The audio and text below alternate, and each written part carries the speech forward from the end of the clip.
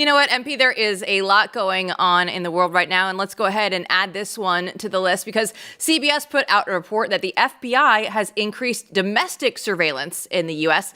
Senior White House reporter Jennifer Jacobs wrote on X, quote, FBI's Kash Patel has increased efforts to monitor possible domestic sleeper cells linked to Hezbollah since Israel's offensive began earlier this month. So here with more, we have Kyle Shideler. He's a senior analyst for the Center for Security Policy. So Kyle, thanks so much for coming on the show. So my question to you is, okay, we've probably known that there are sleeper cells in the country for quite some time. So why are we getting this information right now? Is this a ramp up of new surveillance, or is this something that has just been under the radar for a while that they're pulling back into the news cycle right now?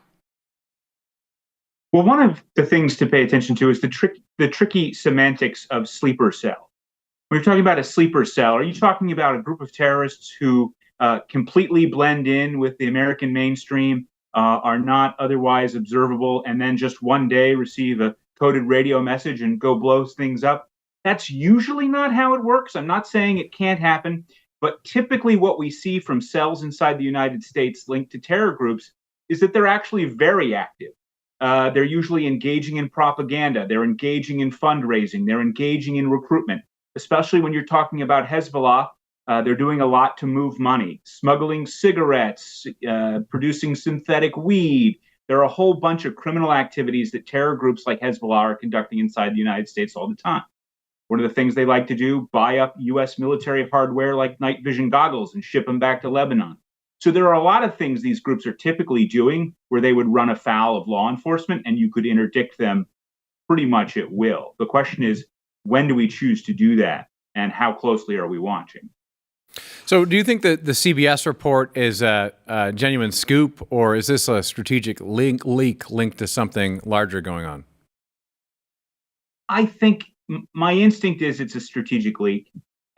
Someone inside the FBI or DOJ either wants to make sure that everybody knows that they're doing their job, which part of your job is not letting everybody know what you're doing. So fail on that part. But so there's that, right? CYA. We've got it covered. Don't worry about it. There might be some of that. The other, I think, is to play into a narrative that if Donald Trump should decide to act, we are likely to be hit here. I think that's the subtext of the timing of the leak, which is that people are concerned that Donald Trump might do something. Here's a piece of data that might turn people off of encouraging Donald Trump to act. So if we look at just what the American people should be paying attention to, right? If we're just trying to go beyond the headlines here, what would you say, what kind of attacks would they be capable of, and what should the American people actually be looking out for here? Well, as I said, most Hezbollah cells in the United States are fundraising and propaganda cells, but there's good evidence that many of them do have some level of military training. What they would be capable of could vary broadly. Anything from large-scale vehicular IEDs to small-scale small arms attacks, suicide vest bombings, anything in between. But historically, that's not what we've seen from Iran when they try to operate inside the United States. Historically, they've tried to usually come up with some kind of proxy veil. We saw, for example, when they wanted to target the Saudi ambassador in Washington, D.C. a few years back, they tried to hire one of the Mexican drug cartels. Bad news for them. The guy they tried to hire turned out to be the DEA. Similar situation in the attempted assassination against Donald Trump, where you have individuals inside Iran contacting individuals who put themselves out to be hitmen, who were not Iranian agents. They were not trained Hezbollah actors. So I do question if Iran has to use those kinds of assets in order to conduct an attack on the president. How strong is their infrastructure in the United States, or is it just the case that they don't want to waste infrastructure on a low probability success attack? So that's my question too. I mean, we've been hearing about this for a while. I mean, attempted assassination of President Trump. This is coming up now. Obviously, we're in the middle of this. The whole world is watching what's going to happen when it comes to the U.S.'s decision here. I guess I wonder, I mean, you see these reports and you think, oh gosh, that doesn't sound good. But we haven't really seen anything from them that's been very successful or big or made any kind of splash. So what would they want to do now? Well, I think you have to give some credit, and I'm not one who does this very often, but you have to give some credit to U.S. intelligence on breaking up some of those incidents, like the Saudi ambassador plot, where they were able to interject people into the plot and to break it up ahead of time, which is actually what you want from your intelligence community when it comes to foreign actors and foreign terrorist organizations. So that's a rare W for them. But so, there's always the question of what don't we know, right? We've seen a couple of failed plots. Of course, the things that you see are the failed plots, right? You don't see the successful plots until they happen. So what is occurring that we don't know? Matt, you mentioned in the beginning the border being wide open for 4 years under the Biden administration. As a matter of fact, we know that under Biden, DHS actually let people into the country who said that they were Hezbollah. And they did not detain them out of fear that the individual may catch COVID while in detainment. So we know that there's exposures that we just don't have covered. And we hope the guys in the FBI do in Washington, but I don't have a high degree of confidence in that. Yeah, heaven forbid anybody claiming to be with a terrorist organization go out and get COVID. We could never allow such a thing. We've seen some online chatter about potential cyber attacks that might be coming into the country. Do you see that happening? How much of a real threat assessment should we look at this? It's certainly possible. How much of that infrastructure exists since the Israeli attack began, I don't know. But the Iranians do have a highly qualified cyber capability. They have hit us before in a number of different areas. And we have such a vast internet infrastructure that there's always some target, whether it's at the lowest local level or at the federal level. So, you can cause a great deal of havoc in this country through cyber attacks, just going down to the level of the county government and attacking, a local water or sewer waste treatment plant. And in fact, that is something that has occurred in the past. So we have just a lot of really soft targets when it comes to the cyberspace.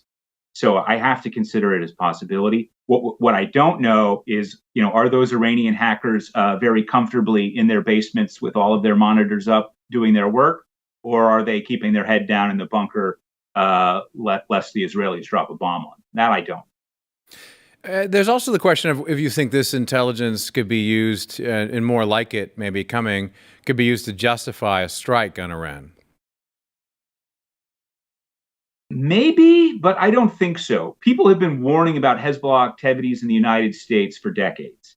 What we saw under the Obama administration was a strong effort to suppress any evidence that Hezbollah was active in the Western Hemisphere. Because they were afraid that it would interrupt an Iran nuclear deal. For example, the DEA had been working on a major case called Operation Cassandra, detailing Hezbollah's role in drug trafficking, money laundering, and the like. And they were ready to go forward, and the Obama administration put the halt to it because they didn't want it to interfere with the Iran deal. So my suggestion is that I believe leaks coming out of the if you will, the deep state, the administrative state, the intelligence community will mostly be negative in an attempt to prevent the United States from taking action vis-a-vis Iran. Well, we've been seeing a lot of back and forth within the intelligence community, whether you believe that Tulsi Gabbard was given false information. And, there's so much going on within the Trump administration right now. This whole story started because the FBI and Kash Patel, they had this report out with CBS. How do you view what's happening, the steps that are being taken right now within the intelligence community itself? There's probably a degree of disagreement in and amongst the intelligence community, which frankly is what you want. You want them doing their assessments, coming up with different data, and then, hashing it out amongst each other. So I'm not surprised if, CIA is seeing different things than ODNI and the like. I will say traditionally, as I said, the intelligence community has been against action in Iran and has taken great steps to leak things that would prevent action against Iran, going all the way back to 2003 and the National Intelligence Assessment on the Iranian nuclear capability.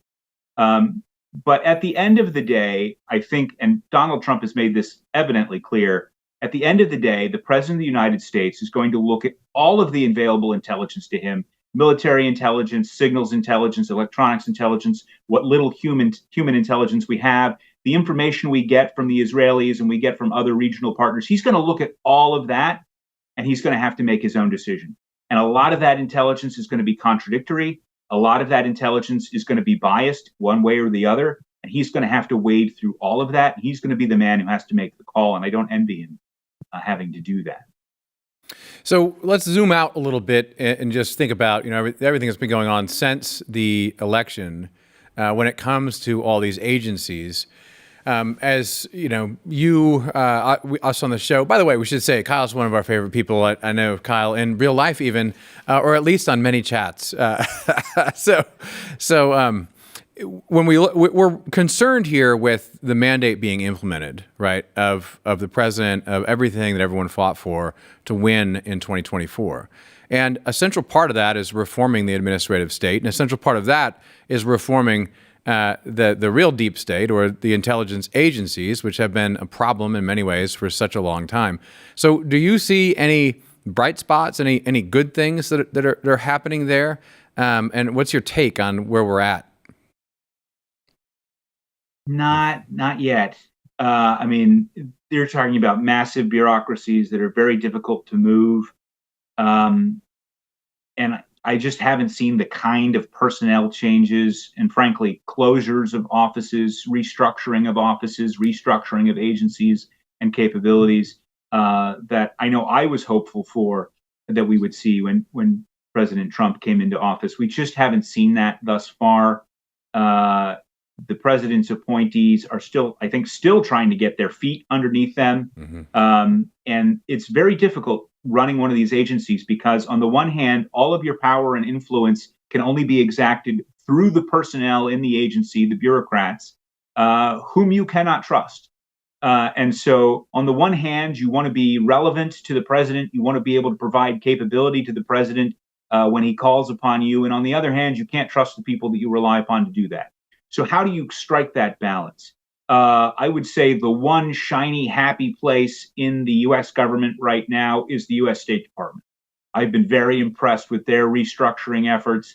But on the intelligence community side, both defensively in terms of like the FBI and DHS, and offensively in terms of like the CIA and the like, I haven't seen the kind of restructuring that I know a lot of people were hoping for, myself included. Well, I mean, amen to that. And in a state, we have to say, I mean, we've seen actual, agencies that censoring outfit they have just go bye-bye. They've done some amazing things. Well, we have you too. I'm curious your thoughts on Tulsi Gabbard this week. I mean, I don't put any stock on these reports, but there was a Politico report that came out saying she was snubbed because she wasn't invited to this Camp David meeting. But even the Politico article said, it was last minute and a lot of people couldn't make it anyway. And then there were people saying she's back in the good graces of Trump. She could get back in the good graces. Of course, Trump mentioned her when her name came up with that report about Iran's nukes. And she said, no, I said the same thing the president said, right? So I just look at this all like, obviously people are fighting behind the scenes, but I'm curious if you have any thoughts on Tulsi and where she's at. I can't speak to that exact situation. I somewhat suspect, especially because it was a congressional testimony that led to her getting in trouble. These are one of these examples where the bureaucrats can very easily set up a political appointee. They put together the testimony based on what they claim the agency knows. The director has to go out and make the statement, and then it all falls apart on them, or it contradicts the president, and they're left holding the bag.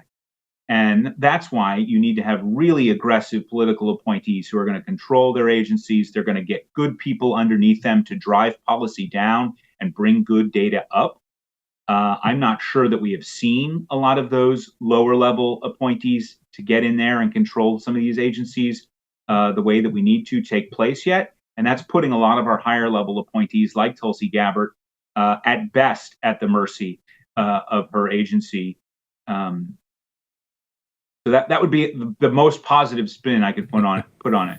We're gonna take all the positive spins here on a Friday night, Kyle. We've heard firsthand just how difficult it's been for those that are actually trying to go up against the deep state and make some significant changes within the intelligence community. Thanks so much for all your insights tonight. My pleasure.